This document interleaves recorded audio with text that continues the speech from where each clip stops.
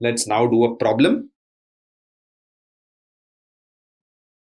Caesium का work function 2.14 electron volts है. We have to find A, the threshold frequency of cesium, and B, the wavelength of incident light अगर photo current 0 हो जाता है 0.8 volts की stopping potential पर. तो the first part, threshold frequency. The relation between work function and threshold frequency is phi naught is h into nu naught. तो work function होता है Planck's constant h into nu naught, which is the threshold frequency. तो nu naught हो गया phi naught upon h, और h की value होती है 6.63 into 10 to the power minus 34 joules second.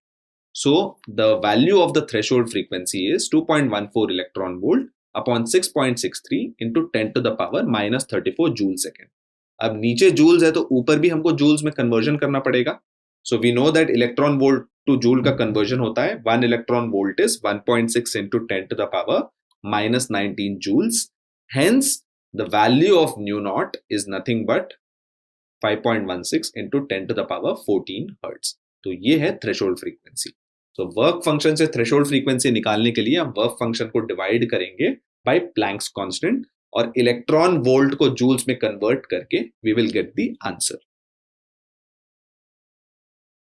The second part, यहां पे आपको बताया गया है कि फोटो करंट 0 होता है 0.8 वोल्ट पर.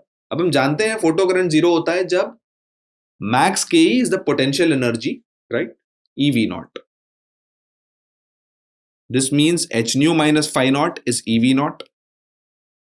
अब nu को मैं लिख सकता हूं एज c by lambda. तो hc by lambda minus phi naught must be EV naught. तो यहां पे मैं एक ही चेंज कर रहा हूं, मैक्स k naught को मैं लिख रहा हूं max k max which is kinetic energy maximum, उसको मैं instead of writing it as half mv max square उसको मैं लिख रहा हूं एज EV naught.